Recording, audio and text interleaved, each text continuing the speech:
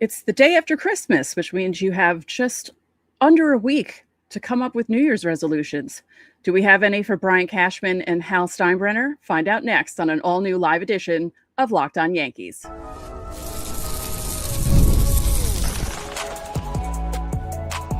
You are Locked On Yankees, your daily New York Yankees podcast. Part of the Locked On Podcast Network, your team every day.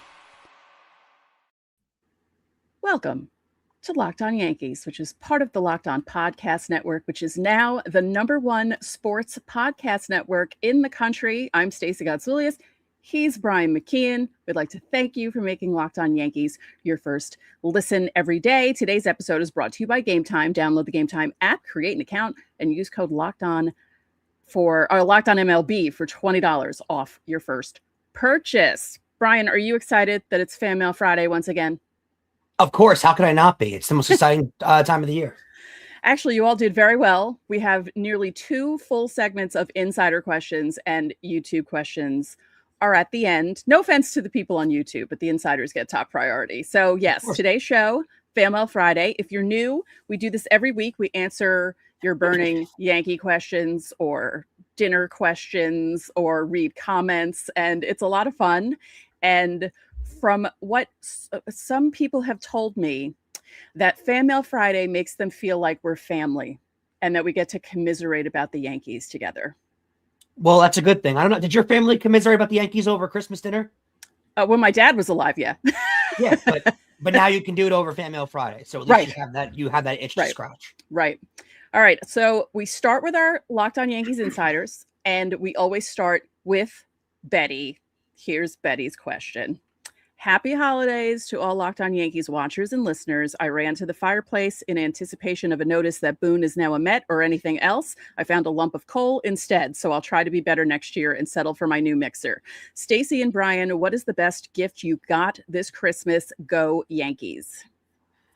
I want to say, like, as sappy as it sounds, the best gift was like spending time with my family and the people that I care about, because I bold take here. The older you get, the less it becomes important about getting like physical gifts, and the more it becomes about like spending time with the people that matter. Yep. So as sappy and like corny as that might sound, that is the best gift that I got, and a new pair of Hulk hands. Nice. My best gift was probably the mini mixer I got from my brother. So I'm excited to make smoothies for myself. You got from your brother or for your brother? I got him a heated lunchbox that he can bring with him when he's out all day refereeing or umpiring and he wants to have hot food as opposed to anything else. How does a heated lunchbox work? Do you like charge it? I believe so.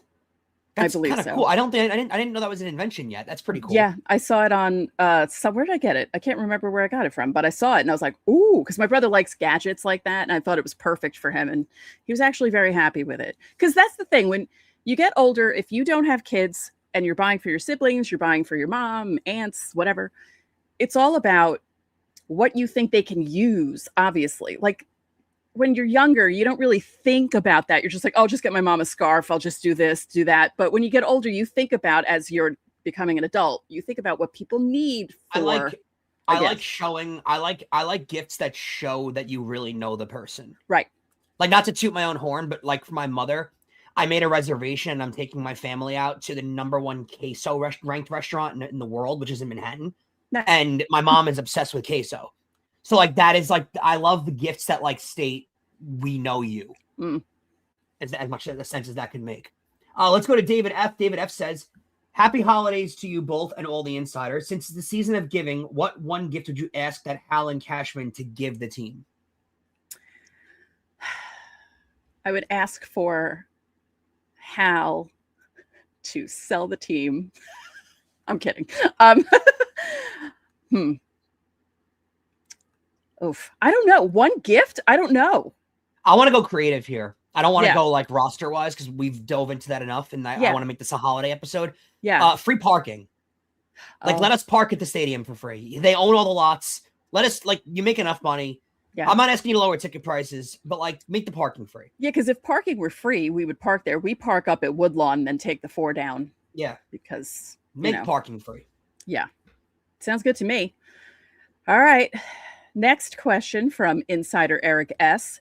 Since the Yankees relaxed the facial hair policy, should they also allow longer hair and dreadlocks? They do allow longer hair now, not like past the shoulders, but they did revamp the hair policy with the beard policy. Those were 2 in 1. Yes. Yeah. I think if the guy wants to show up with whatever outfit or hair fit or whatever you want to call it, style you want to wear your hair, they should be able to. Like no one should be stopped from looking the way they want to look on the field. I couldn't right. as a sports fan, I genuinely couldn't care less what the players decided to look like. It means something to me. Yeah. I agree with that. Evan says, what is your New Year's resolution for Aaron Boone? And what is your New Year's resolution for Brian Cashman? Aaron Boone's New Year's resolution should be, as to the best of his ability, he should find a lineup that sticks, like stick to people in certain positions and stop. Like I don't know. I mean, I understand there were certain teams that had certain hitters so they could fit in certain places and it would work every time. Like, you can't repeat the 09 lineup because that was a special team and you had a bunch of switch hitters and stuff like that. But like, if you're going to have Austin Wells lead off, then have him lead off. Don't get rid of it after one game. And I don't know, just stop being so wishy-washy with certain things and stick to it. Mine for Boone is to become a better in-game manager. Yeah. To be better at it, quick split in-game decisions and react more to the game, not to the story you're trying to portray the game to be. Yeah. And for Cashman, Mine's I'll give you time to think for a second. Yeah. Mine for Cashman, rip the Band-Aid and don't be afraid to make a big trade with a top-tier prospect. Right. And mine Just would be, you don't have to tell everyone everything that you're thinking necessarily, because there are some times where he says things and I'm just like, did he need to say that out loud to people? Like, oh, I know Stanton's going to be hurt. Okay. Like and I get it. I get it, but just don't do that. Don't do that. Sounds good. Yeah. All right. Oh, I have things out of order. That's okay. See, we're live. Our last question of the segment is from Malachi. Malachi says, happy Christmas. Am I British suddenly? Merry Christmas. Fanmail Friday question. Do y'all have any Christmas traditions? We do, we usually do Chinese food on New Year's Eve. That is like our family, Christmas Eve, not New Year's Eve. Wow, my brain's all over the place too, clearly. Okay, so are you half Irish, half Italian, or? No, I'm half Irish, 25 Italian, 25 Hungarian. Okay. Yeah. See, I always joke that I'm happy I'm not so Italian that I have to sit through the 7 fishes because I don't like seafood. And I'm only 25% Italian, 25% Irish, and my dad was all Greek. So, yeah, Christmas Eve, we don't really do anything anymore for Christmas Eve. I went to my friend's house for Christmas Eve this year, and it was the first time I had ever had seafood on Christmas. I have never done it ever. Usually we're like we do a big Christmas day and we usually do, ham, lasagna, the basic kind of stuff. Yeah. I had never done seafood on Christmas Eve before or Christmas Day. And this was the first time I'd had lobster on Christmas. I've never done it before and I don't hate it. I don't know the religious significance behind it. I'm sure there is a big one, or for Italians, I don't know what it is necessarily, but I always found it a little strange. Yeah. Just throwing it out there. I don't quite get it. Yeah. A friend of mine invited me over one time and I was like, are you doing the 7 fishes? She said, yeah. I'm like, I love you. I love your family, but no, I can't sit there and watch you all eat fish while I sit there. I have a friend who's very Italian and he eats fish 0 times out of the year, but then on Christmas they have 7 fish. It doesn't get up to me. Yeah, it's odd. Like my mom used to make spaghetti with clam sauce for my dad when I was a kid, and I couldn't even eat in the same room as him. I would just be like, nope, we got to get out of here. I don't hate seafood. Like I like seafood. I do. I just don't get it. I have an aversion to seafood and eggs. Those are my 2 big ones. So cooked seafood, like not just sushi, right? Like cooked seafood, you can't do either. Everything. It's everything. Wow. Yeah, I try, and I just can't. It's even if it doesn't taste fishy, my brain will say to me, You have seafood in your mouth. Spit it out right now. Like I have respect for that. It's the people who refuse to try that annoy me. Yeah, like, no, you don't like I've, the look of the food. I've But tried. I get it. We all have weird like food aversions that we just can't. I can't do milk. Like, I don't drink milk. I can't touch the carton. I'm that like nauseated by it. Yeah, no, I'll drink chocolate milk, but I can't do regular milk. Yeah.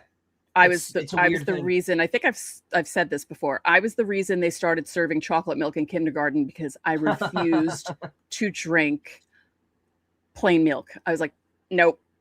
Yeah, so my gross. Classmates can thank me 46 years ago now at this point. I'm the reason why they got chocolate milk. So yeah. Class president. Vote Stacey. Yeah, they should have liked me a lot more. Anyway, coming up, we're going to answer more Fanmail Friday questions. And I think there are more questions about Christmas and obviously the Yankees because we're Locked On Yankees. So we're going to do that all next. Guys, the World Cup is coming back to North America for the first time since 1994. And with 48 teams, it's going to be the first time ever with 48 teams. And it's going to be an absolutely insane tournament. But let's be honest, getting tickets is usually the hardest part. That's why the Gametime app comes in clutch, finally giving fans a real advantage when it comes to snagging seats. Now with Gametime, you can track price drops in real time, get alerts when great season seats open up, and buy tickets the moment they hit the app. It puts the power back in your hands and makes going to the World Cup a classic and impossible feat for you. Here's what you got to do. Pull up the app, and the layout makes it so simple to scroll through matchups and compare seat views. You pick a game, you tap a section, and you have your seats locked in within minutes. No confusion, no hunting through the fine print. Take the guesswork out of buying World Cup tickets in every match, concert, or event with Gametime. Download the Gametime app today, create an account, and use code LOCKEDONMLB for $20 off your first purchase. Terms apply. Again, download the app, make an account, and use code LOCKEDONMLB for $20 off. Swipe, tap, ticket, go, Gametime. We want to personally thank you guys for making Locked On Yankees your first listen of the day, and thank you for making Locked On the #1 sports podcast network. Now, if you haven't already, go check out our new Everydayer Club. You get access to an ad-free audio feed for Locked On Yankees, compatible with Apple Podcasts, Spotify, and every other major podcast app, and you get an invite to the members-only Locked On Everydayer Club Discord server, which includes a group chat for listeners of the show. Go to lockedonyankees.supercast.com, use the QR code on the screen, or tap the link in the show notes to learn more. Obviously, it's something guys are going to get involved in. That QR code sits there during the read. You guys can click on that and be able to get all the access that the Everydayer Club gives you. Now, let's continue with Fanmail Friday. We are still on our insider questions, and let's start off with Matt V. Matt V says, I was shopping around recently for a new Islanders jersey. Not sorry, Brian. You should be. And I felt a little odd looking at all the Matthew Schaefer jerseys because he's half my age. It got me thinking, when was the first time a player suited up for the Yankees who was younger than you? I'll never forget mine. It was the debut of John Ryan Murphy. Wow, what a name. Mine was Rafael Soriano. I don't know my exact one. I mean, it's probably Rafael. What am I saying? Alfonso Soriano. Alfonso, yeah. Yeah. It's mine's going to upset you like a lot more than it should. Because mine's like Anthony Volpe. I was going to say it's Volpe, isn't it? Yeah. So that should probably upset you a lot. I will say the hockey stuff hits differently though when it's the younger players because Matthew Schaefer is like 17 years old. Yeah, like, so, that's there's so many of them that come out that are barely out of high school. Super young. Yeah. So like his one is a little weirder, I think, than like a regular Yankee player who's like 26, 25 years old. But yeah, I think that's like one of the few moments in life when you really start to feel older. Yeah. When you start watching athletes that are older than you, that are younger than you. And it's odd too, because I was excited that Derek Jeter and I were the same age. I thought that was so cool. I didn't feel old. I just thought, oh, I'm not watching old dudes anymore. I have someone my age I can watch. And then Soriano came up and I'm just like, oh, he's younger than me. Okay, that's kind of odd. It's funny that you say that though, because as a male who like tried to play baseball my whole life, when you start seeing players that are younger than you succeed, you start to think, damn, like that's where I could be. Right. But I'm not, never had that level of talent, I guess. Right. Our next question is from Chris F. Merry I almost said Merry question. Merry Christmas. His Fanmail Friday question is, how was your Christmas? Do you have any family traditions? Also, what's your number one Christmas wish for our Yankees? Love the pod and let's go Yankees. My Christmas was a lot of fun. I really enjoyed it. Again, my family tradition is Chinese food on Christmas Eve, which I really enjoy. My number one Christmas wish for the Yankees. It's one of those outfielders. I think their season next year determines on whether they get a left fielder or not. And like Emmanuel told us earlier in the week that they're out on Tucker. So I guess my Christmas wish list is Cody Bellinger. As basic as that might sound, like that's my Christmas wish list. Yeah, Christmas was good. Mom made lasagna. We have leftovers, so I'm excited. I'll be eating that for the next 3 or 4 days. Because she doesn't. Take off when it comes to dieting, or trying to stay in shape? Do you take off the last week of the year? I'm not really. Just start over at the start of the year. Yeah, I basically the month of December was just like whatever. So yeah, I feel like you have to reward yourself sometimes. And the last week of the year, I think is just carbs don't count, calories don't count. Go for it. Start over on the first. My wish for the Yankees is that all the guys who are coming back from injury actually make it back from their injury and don't have any setbacks. That's a good wish. Yeah. Yeah. Let's go to Sean. Sean says, I subscribed to the MLB channel last season for the first time. I was so happy to see during the 7th inning how the Yankees honor a military veteran every home game while singing God Bless America. How long has this been happening? Keep up the great work. I don't know how long it's been happening. I don't know how long they've been honoring the military veterans. I'm trying to remember. Because they didn't do that when I still had my season tickets. And the last time I had season tickets was 2013. So it's within the last 10 years that they started doing that every game. They did God Bless America every game during the 7th inning. That started after 9/11. But honoring the military member, I think, is a relatively new thing within the last decade. It started in the late 2010s is what I'm seeing online. Oh, okay. So I was right. It's more, because I remember them not doing that when I had my tickets. I was like, no, they just did God Bless America. They never, and then, like Cotton Eye Joe. And I like it. Game. I'll tell you what. I don't like the corny get together sing along songs. Like those don't interest me. Here's the one thing that bothers me, and don't send me hate mail because my dad was a veteran. My mom belongs to the American Legion. Okay. God Bless America is not the national anthem. You don't need to take your hat off. You don't need to put your hand on your heart. Interesting. You only do that for the national anthem. And the Yankees they don't make you do that, but they suggest that you do that. And it's like, that's not the proper protocol. God Bless America is a show tune. It's not the national anthem. What's your least, put that out there. What's your least favorite, community moment that happens at a baseball game? Like the YMCA, take me out to the ball game, all those kind of gimmicky stuff, the gimmicky things. The wave. Because I've got one that I think, that was what I was going to say is the wave. I think the wave. I think I loved it in 1985 when I was a kid, but I don't like it now. I think when you see there's a baseball game going on here, and when you see adults they do it doing at the wrong wave, time. Like if your team's down by 20 runs, have fun with the wave. Yeah. But it when I see it at a playoff game, it drives me up a wall. Yeah, I would agree with that. Yeah. Or like a tight game, it's like the bottom of the 8th. The Yankees have 2 guys on base, and these people are doing the wave when they should be paying attention to the game and not paying attention to which section isn't standing up. I couldn't care less. Yeah, it's so dumb. Okay, our last insider question comes from Gary. Hope you had a Merry Christmas, Stacey and Brian. If you could have one Christmas wish for the Yankees this year, aside from getting rid of Boone or winning the championship, what would it be? Like I said, I just want everyone healthy who comes back from their injuries. I want a revamped bullpen.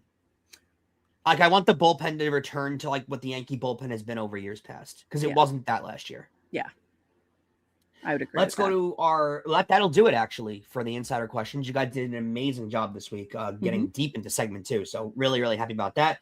Yeah. Let's start with the YouTube questions, and we're going to start up with Mark Carpentieri, who says, hope you both had a good Christmas. I wish the Yankees would give us fans a Christmas gift. I don't feel confident that they will make a big trade or sign a big free agent. And I don't mean Cody Bellinger. If the Yankees sign back Cody, then they are just putting the same team back out there. They need another big piece like a legit leadoff hitter, not Grisham. I mean, I agree. It's not the same exact team because some guys are gone. But if you're just bringing back Grisham and Bellinger, Yeah. I do think they're viewing Garrett Cole for like 3/4 of a season as a major upgrade. I don't think that's fair to include, but I think that's the way they look at it too. If you're listening to the show and not watching me, I just rolled my eyes so hard they almost went into the back of my head. She rolled them so hard you might have heard it on the audio feed. I don't think their plan is to make any big splashes though. Like if that's what you're asking for Christmas, I don't think you're gonna get what you want. No. I don't think they're planning on making big splash moves this offseason. I just don't think they're doing that. Right. Unfortunately. All right, coming up, more questions from our YouTube viewers. Guys, NFL Sundays move so fast. One big play and suddenly everything can feel different. And that's what makes live betting with FanDuel so exciting. You're not just watching the game, you're reacting to it in real time. Now at FanDuel, you can place bets as the action unfolds. Every drive, every momentum swing, every highlight reel moment. Live betting is the best when the game starts to shift, a receiver gets hot, defense tightens up, or the momentum flips after a turnover. FanDuel lets you jump in on the moment whenever you want to. Here's what's great about it. Live spreads and money lines, they adjust instantly as plays are happening. Plus, you could bet next touchdown scorers, drive results, totals, more. It keeps you locked into every snap, every drive, every possibility. So if you want to be right in the middle of the action this season, visit FanDuel.com and place your NFL bets live all season long. FanDuel, the game moves fast, and so can you. Stacey, we continue with our YouTube questions, and we go with L. Diaz 0484. Merry Christmas, Stacey and Brian. True, false? Jack Chesbro Highlanders aside, are we witnessing the only Hall of Famers to ever wear a New York Yankee cap without a ring in Judge and Cole? Age and supporting cast players against them, and the worst, both were protagonists of the collapse when they were closer to it. Just plain sad. Thoughts? P.S. Next week, we could come a New Year rant from me, piling on the wake of their disinterest in MI and more. Yeah. Yeah, we could be doing a New Year's rant. I don't think it's fair to call Garrett Cole a catalyst in them losing the last World Series. And or Judge. Like, I know that 5th inning, they were both involved in it, obviously. Right. But and the drop ball was Judge's drop ball, but Judge hit awesome in that World Series. Like, they did not lose that World Series because of Aaron Judge. They lost the World Series because Aaron Boone put Nestor Cortez into a game that they had won. Okay. If they won game 1, that series would have gone completely differently. Not saying they would have definitely won the series, but it would have gone differently. The series is completely different. Yes. Exactly. Honestly, they play and manage game 5 a lot differently if they win game 1. So it's completely different. And I'm not going to throw a botched play on Garrett Cole as like the reason they lose the World Series. Right. Garrett Cole was one of the reasons they got there. So I don't think that's fair to do to those players. But yeah, I mean, them two will 1000% go down as the best Yankees to never win a World Series.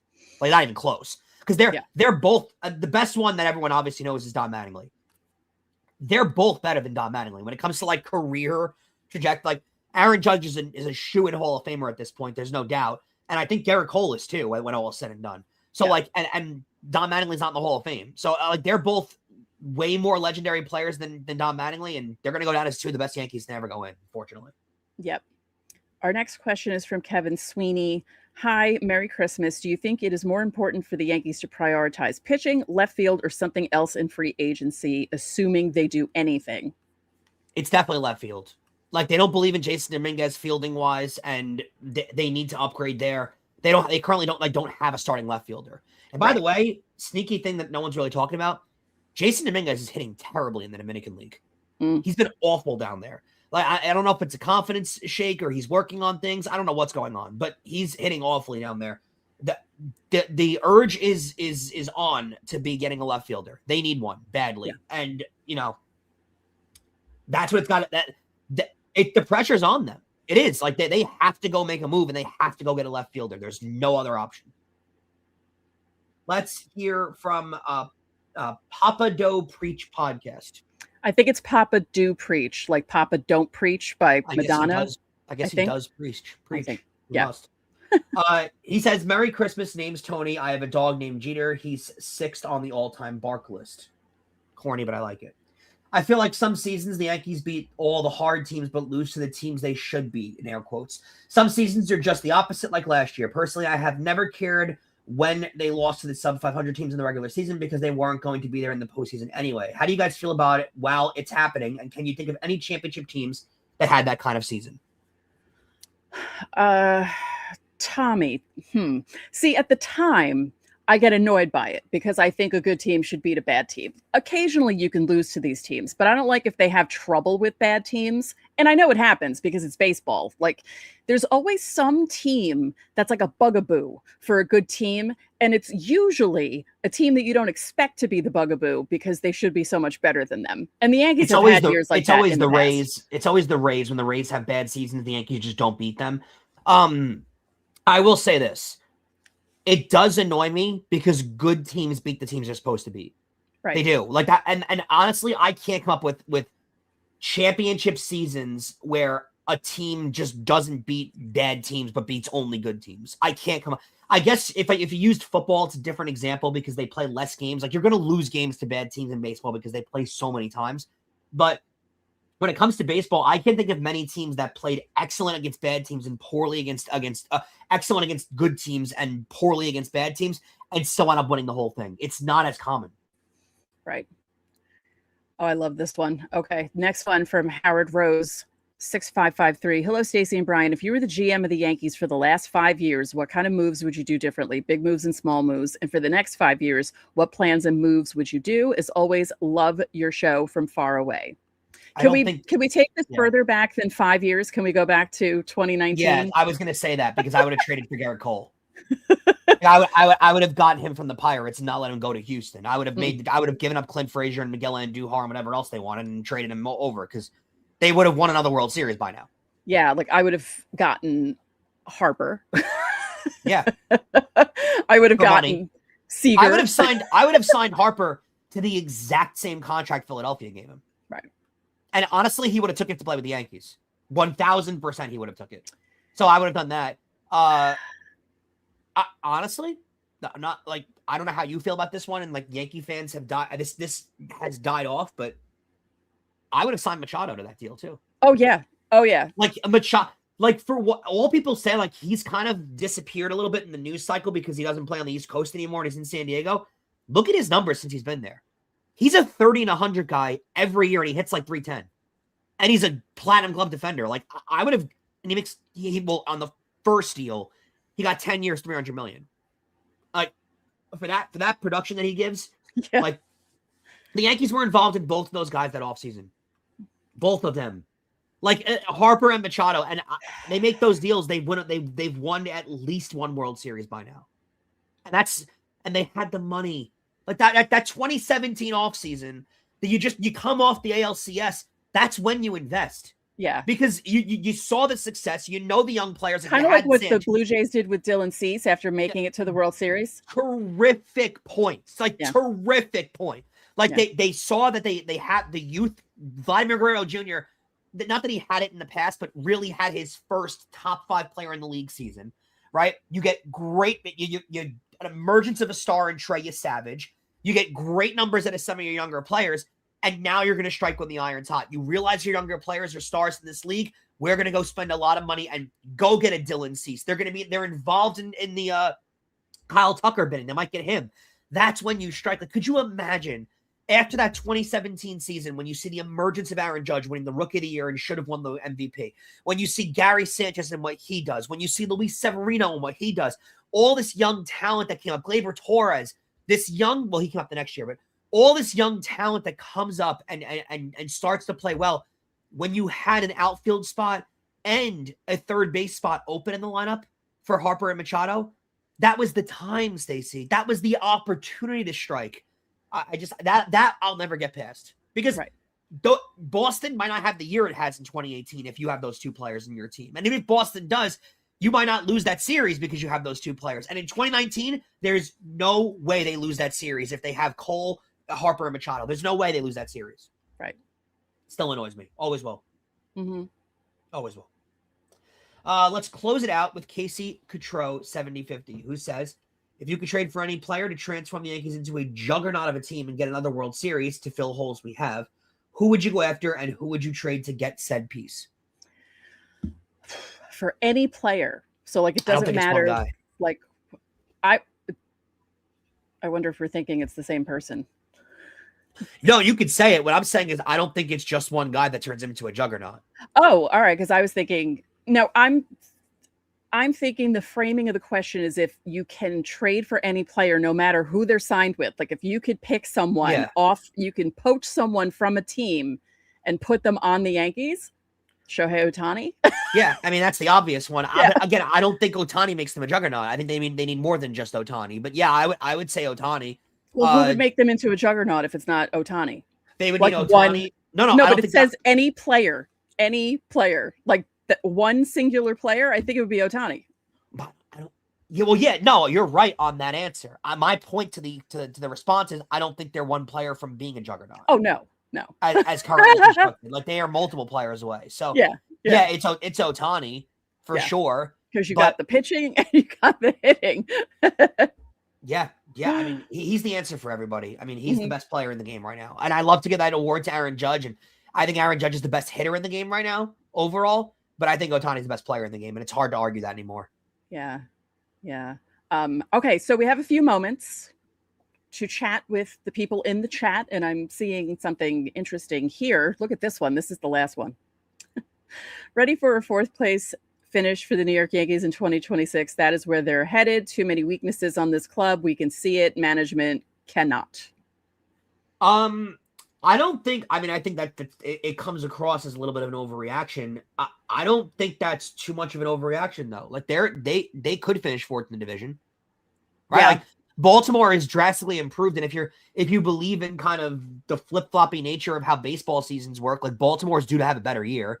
Also remember too, Stacey, Baltimore played really well in the second half last year, but they were so bad in the first half that they kind of deterred their numbers. I will say Boston should be as good as they were last year, if not better. Toronto's going to be really good. Like I don't think it's out of the realm of possibility the Yankees can finish fourth in the division. Yeah. Not rooting for it, but it could certainly happen. Maybe. I just saw something. John the Beagle Dad, and I think this is in answer to what you wish Hal could do at the stadium, cheaper concessions. Yeah. I agree, and like certain owners have tried doing this around sports. Like I know the Atlanta Falcons are popular with this. They make everything cheaper in their stadiums. In their stadium, like I think soda at an Atlanta Falcons game is like $4. So it's more expensive than a deli, but it's less expensive than most other stadiums. Yeah. But parking is worse in my opinion because it's $50 to park, and I don't spend $50 on concessions usually. Good Lord. Yeah, that's crazy. So much money. Eric S. said, as a Jewish person, I do Chinese food on Christmas Day.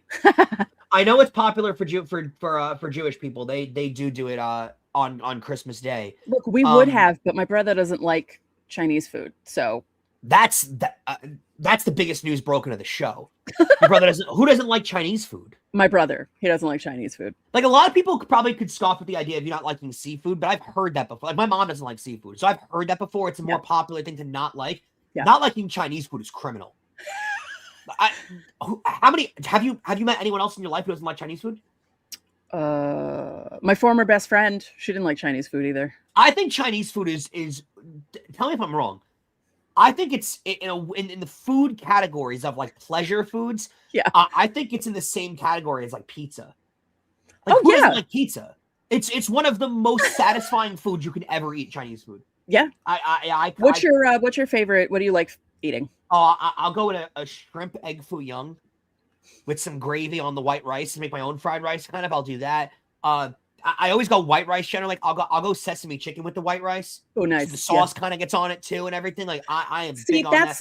You're the same as me. I do that too, where I like getting the sauce on it because you don't need extra stuff. You just mix everything together. The problem is I like Chinese food so much, Stacey, that I almost, in a weird sense, don't like when we order it because it gives me anxiety not knowing what I should get. That's how bad that's how much I like Chinese food. Well, here's a funny Chinese food story for all of you watching. When I lived on my own in Manhattan, I had a falling out with my best friend of 28 years. We're still not talking. It's almost 20 years at this point. And I started binge eating, and I gained like 40 pounds binge eating. That's a legendary binge eat. Yeah. Go ahead. It took a few months, but yes. So I would order Chinese from the place down the street who knew my voice because I ordered so much. Like I would, and they'd say the street and the apartment number. Like they knew the building and the apartment number because that's a bad sign. I would order enough food where they would give me 4 plates and 4 sets of utensils because they thought I had other people in my apartment with me eating all of this Chinese food. I'm glad you shared that. That's a bad one. That's bad. Yeah, that's a bad one. Bad. But they loved me. When they start, it's kind of like going to the casino when the blackjack dealer starts referring to you by name and asking how the wife and kids are doing. Yeah, like I mean, they knew my voice and knew my address. Oh, 97 Seaman. Oh, geez. Like, yes. I'll be honest with you. Like through my fatter stages of life, I go on some pretty legendary eating runs too. Oh, well, the bodega also knew my order because they had a grill. So I'd walk in and they'd look over the counter and the deli counter and they'd do this and I'd nod and they know exactly what to make for me. Oh, you were on a head nod basis with them. That's pretty intense. Yeah, and then the one day I didn't, they were like, "What?" How strict were you diet wise to shed off that 40 pounds? I did Weight Watchers. And I was I lost 70 pounds on Weight Watchers. I was already 70 pounds because I was already 20 pounds overweight when I gained the 40 pounds. So I was really 60 pounds overweight when I got to my top weight. And so now you got 10 pounds to spare. Yeah. So it was hard. Like I avoided going to the bodega. If I went to the Chinese place, I got like steamed vegetables and steamed stuff with rice and yeah, I'd go out to eat with friends and I'd ask for the to-go box right away and I'd split my portion in half, put it in the to-go box and then eat it because, I'm a big believer in moderation. I don't think that people that eat healthy their entire lives, like just strict 7 days a week, going with the grilled chicken and the salmon, I think you're lying to yourself that you're kind of miserable.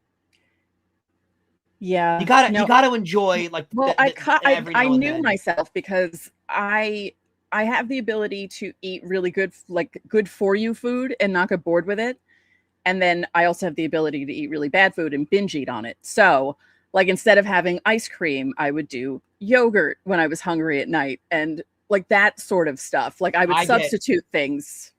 I'm bad with it because like when I eat healthy, I stick to it. But when I'm on one of my unhealthy phases, you better I'll start eating the table. Like I'll eat everything in sight. So anyone else in the chat the same way? Because the binge eating thing is an ADHD thing, which I didn't realize. I've read up on it. But are you one or the other? Like, are you either super healthy or super unhealthy? Because that's what I am. Like I don't. Oh yeah, I go. I'm in my super unhealthy heavy phase right now. Where 3 years ago I was in my super healthy phase. When I'm super healthy, it's overnight oats in the morning, and it's grilled chicken getting home and avocado. It's going real healthy. And when I'm not healthy, it's brutal. Oh yeah, yeah. Crazy. When I go unhealthy, I'm eating pints of ice cream for dinner because I just don't care. Like and then when I'm going really healthy, I'll start eating like I said, steamed chicken and broccoli and rice, and I'll do the same meal for like 6 weeks straight. And yeah, I got to do that in 2026 though. I got to get back in shape because things are rough. I think I'm going to move getting in shape to 2027. Let me see if I missed anything early in the show comment wise. Oh, wait, hold on. Oh, wow, look at this. Junior Mafia. I lost 135 on meal prep 6 days a week, and Friday was a cheat day. Yeah, see, this is my thing for the new year. 135 pounds is impressive. Congratulations on that. Yeah, that's really great. I really want to start doing food prep, even if it means that I spend a Sunday cooking like a bunch of ground beef and splitting it up into different containers and making certain things. That's better because you don't want to waste it. You'll eat it intentionally later on in the week because you feel guilty wasting the food. Yeah. I don't dislike that idea because I was thinking about it. I was thinking about how it's so expensive though to eat healthy. Like it actually. So that's the criminal nature. Listen, I love where I live. The criminal nature of living in America is it's legitimately more expensive to be healthy than it is to be unhealthy. Yeah. The way our country is positioned. Yeah. If you want to do a fun like activity for yourself, I'm talking to the listeners. You've done this. Well, viewers at this point, no, if listeners aren't listening to this. You haven't done this specifically, but like as like a radio bit, if you as a viewer want to do something fun, go back to 2 years ago in Locked On Yankees history and watch the episodes of when I first joined the show. I was about 30 pounds heavier. I was living alone, had just gone through a breakup. I was 30 pounds lighter. Yeah. Had just gone through a breakup, like had family members pass away, and I ate everything in sight. I would make like a giant hero sandwich for myself every night, and I would cut it in half, thinking, "Oh, I'll have the other half tomorrow, so that's healthier." By the time the show ended, I would eat the other half. Yeah, I was very much out of shape. I've done a lot of work in the last 2 years to get myself back in okay shape, but yeah, it is fun to watch yourself at your heaviest and then watch yourself now and you give yourself a little bit of confidence boost. You're like, I'm heavy now. And I was in such better shape 3 years ago at this time. Because that's when I was really into the Peloton and really going like crazy. I do love the Peloton. I'm also like low key, like I love hockey, that I'm obsessed with working out my quads. So I want to have big legs. Like that's like a thing with me. So I do enjoy the bike more than like weightlifting. Yeah. That makes sense. Yeah. Oh yeah. If you put the resistance high enough, it starts to burn. It's a good workout. Yep. Good burn. All right. Let me just set everything up so we can do this correctly. So thank you guys for sticking around for the chat portion of this. The listeners aren't going to hear this because I'm going to chop it off their version, but we figured we'd hang it. Yeah. Junior Mafia. Portion control is the key. That's the problem with me. Like when I become hyper focused on something, I can be very disciplined. And that's how I was with the Weight Watchers. That's how I was when I first started using Peloton. Then I got sick with COVID and it screwed everything up. But if I get into that hyper focused mode again, and I do both diet and exercise at the same time, watch out because it's going to be the return of skinny Stacey Gotsulias, hopefully by the end of 2026. That would be really great. So thank you for tuning into today's Locked On Yankees. Next week, leading up to the new year. Can you believe it? Wow. Yeah. Obviously, we're doing Fanmail Friday on Friday. Monday will be like a catch-up show where we tell you if anything's happening with the Yankees. And if anything isn't, we'll come up with stuff to discuss on Monday's show. Make sure you subscribe and follow Locked On Yankees so you get all the latest episodes. Make sure you follow us at Locked On Yankees, all one word, on Instagram, LockedOn_Yankees on TikTok. And did Locked On Yankees make your Spotify Wrapped? Because that's still a thing, right? Because it's the end of the year. If we did, you can prove it on social media. You can secure a free month of our brand new Everydayer Club, which we told you about earlier in the show. Just tag our national Locked On Podcast Network account on any social platform. We'll drop you a code. Be one of the first to join the Everydayer Club to get Locked On Yankees ad-free. And you get exclusive access to the members-only Discord channel, which is a lot of fun. And I think if you get into the Discord, you can join the other team's channels if you want to. So you could do some friendly trash talking back and forth. Friendly. Keep that in mind. For those of you on video, we're going to send you to the first ever 24/7 National Locked On Podcast Network YouTube channel. On audio, make sure your second listen is Locked On MLB with Sully. So that's going to do it for this live edition of Locked On Yankees. I'm Stacey Gotsulias. And I'm Brian McKeon. We'll catch you guys next week.